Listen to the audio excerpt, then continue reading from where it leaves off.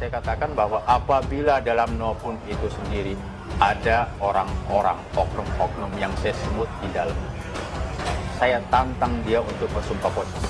Saya justru berharap, saya meminta kepada pemerintah untuk pertama membuka dan mengungkap seterang mungkin penegakan hukum itu. Saya tidak bikin fitnah, tidak ada pergerakan. Dan laporan itu bukannya sembunyi-sembunyi, terang benderang kok. Jangan ditutup-tutupi. Otomatis saya membuat sebuah tayangan yang istilahnya tayangan itu yang ditayangkan di seluruh media maupun ditayangkan secara nasional. Ini loh yang namanya rekayasa 100% terhadap kasus almarhum saudara. Tolong juga diungkap, ditunjuk, dan nantinya diusut. Nah, ini pelan-pelan saya coba sambung, ini kelihatan. Ada informasi baru? Ada. Mau dibagikan di sini, Pak? Mengejutkan. Keluarga korban dukung Antasari bebas. Mister Kebo keringat dingin.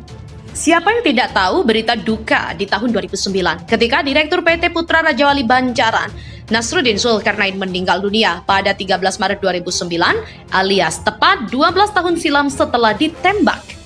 Nasaruddin disebut ditembak di pelipis kiri sesaat setelah main golf di Tangerang.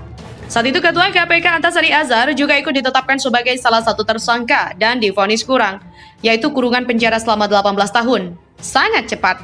Proses peradilannya pun singkat, entah karena apa. Dia dipenjara begitu lama dari tahun 2009 sampai 2016 saat Jokowi memberikan gerasi.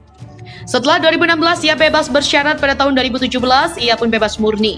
Di era Jokowi, keadilan ditegakkan setegak-tegaknya. Joko Widodo tahu Antasari Azhar ini orang baik. Dia tidak mungkin menjadi dalang penembakan dan juga pembunuhan Nasruddin Zulkarnain, dan ternyata Jokowi benar. Lepasnya Antasari Azhar dari jeratan si dalang brutalitas politik yang bersembunyi di balik air mata prihatin tukang nangis drama itu bukan hanya mendapatkan dukungan dari Jokowi maupun kuasa hukum Antasari. Tapi upaya itu didukung oleh keluarga Nasruddin dan juga pihak Nasruddin yang dianggap korban dari terdakwa Antasari. Mata elang Jokowi luar biasa sekali. Melihat dari berita yang ada, kita tahu bahwa Suprianus Kandolia yang merupakan kuasa hukum istri Nasruddin, Ibu Irawati Arinda, mengirim surat pernyataan dukungan pengajuan gerasi Antasari yang bermaterai tertanggal 8 Mei 2015. Pidana 18 tahun penjara itu tidak masuk akal. Bagaimana mungkin majelis hakim yang dianggap kurang yakin dengan bukti-bukti di persidangan bisa memvonis orang hanya nominal 18 tahun? Angka yang tidak masuk akal. Dari sini kita tahu bahwa keluarga korban dan juga pihak kuasa hukumnya sudah jelas mengindikasikan bahwa Antasari bukanlah pelaku. Karena sesuai dengan pasal 340 KUHP, vonis terhadap pelaku pembunuhan berencana adalah death sentence alias hukuman mati.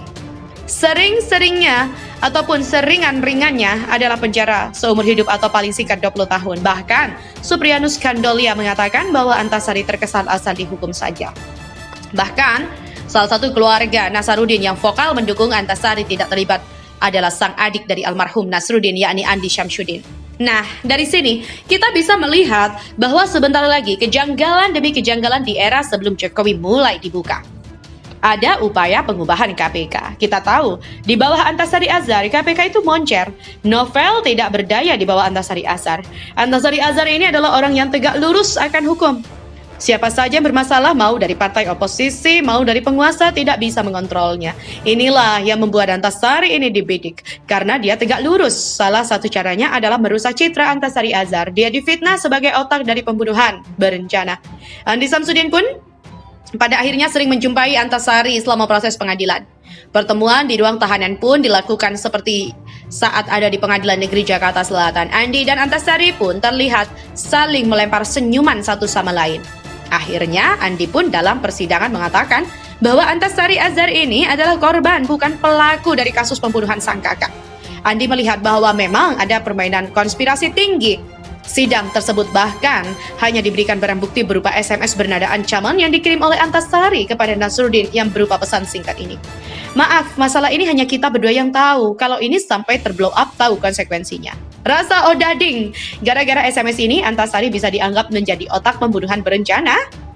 Lagi pula, sampai persidangan ditutup, SMS-nya tidak pernah di-forward ke sang adik. yakni Andi. SMS tidak pernah ada, hanya sebagai wacana, tidak pernah dilihat bahkan oleh sang adik Nasruddin. Adik Nasruddin pun juga curiga saat motif dibongkar hanya beberapa saat setelah ia ke rumah sakit. Ia mengatakan bahwa ganjil banget ya rasanya kalau belum sampai sudah ada motif cinta segitiga. Tunggu. Cinta segitiga? Aduh, ini jauh sekali.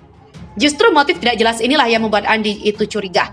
Sekarang sudah mulai terbuka, terang benderang bahwa kasus Antasari Azhar ini adalah settingan untuk mengambil alih paksa KPK. Sudah terlihat juga bagaimana KPK saat ini begitu bobrok pasca ditinggalkan Antasari Azhar.